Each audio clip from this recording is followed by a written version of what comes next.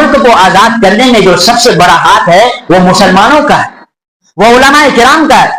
حضرت شیخ الہند رحمت اللہ علیہ سے انگریز نے کہا کہ تم انگریز کی فوج میں شریک ہونے کو حرام کہتے ہو اور یہ فتویٰ دیتے ہو، لہذا تم اپنے فتوے کو بدل دو۔ حضرت شیخ الہند رحمت اللہ علیہ نے کہا تھا کہ میں بلال کا وارث ہوں، میں اپنی سینوں پر گولیاں تو کھا سکتا ہوں لیکن میں یہ فتویٰ کبھی نہیں دے سکتا۔ تو ہمارا یہ کردار ہے، ہندوستان کو آزاد کرنے میں ہم نے یہ رول ادا کیا ہے، لیکن آج آپ دیکھیں آج ہمیں ملک بدل کرنے کی کوشش کی جا رہی ہے کہ مسلمانوں کو ہندوستان سے ہٹایا جائے، ختم کیا جائے، یا یوں کہہ لیں کہ پاکستان بھیج دیا جائے۔ حالانکہ پرچم حریت بلند کرنے والے مسلمان تھے، انگریزوں کے خلاف سب سے پہلے آواز بلند کرنے والے مسلمان تھے، شاملی کے میدان میں جوہر شجاعت مسلمانوں نے دکھایا تھا۔ میں ان فرقہ پرست فسادیوں سے پوچھنا چاہتا ہوں کہ بتاؤ ریشمی جماعت تحریک کا بانی کون تھا؟ اسیر مالٹا کون تھا؟ سبھاش چندر بوس کے آزاد ہند فوج کا کمانڈر کون تھا؟ لندن کے گولڈنیس کانفرنس میں ہندوستان کی مکمل آزادی کا مطالبہ کرنے والا کون تھا؟ اور کراچی کی عدالت میں سر پر کفن باندھنے والا کون تھا؟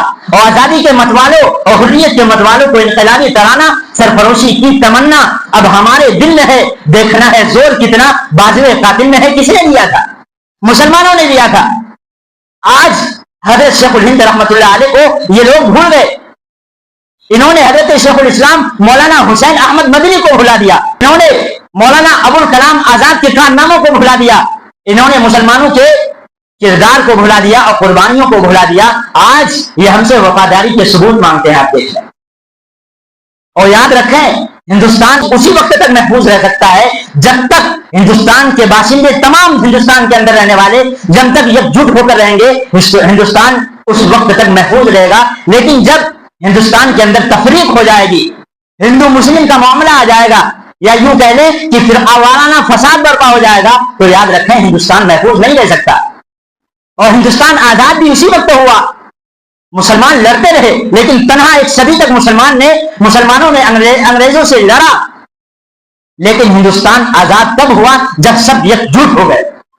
جب سب یکجٹ ہوئے تو انگریزوں کی ہمت ٹوٹ گئی اور پھر انگریز یہاں سے دم دبا کر بھاگنے میں مجبور ہو گئے۔ یہ جو پھر اورست کچھ طاقتیں ہیں جو مسلمانوں کو یہاں سے بھگانا چاہتی ہیں، یا یوں کہہ لیں کہ مسلمانوں کو پاکستان بھیجنا چاہتی ہیں، یاد رکھیں ایسا کبھی نہیں ہو سکتا۔ اور انہوں نے بارہا کوشش کی ہے لیکن یہ ناکام رہے ہیں۔ اس لیے علامہ اقبال نے کہا کیا بات ہے کہ ہستی مٹتی نہیں ہماری، صدیوں رہا ہے دشمن دورے زماں ہمارا۔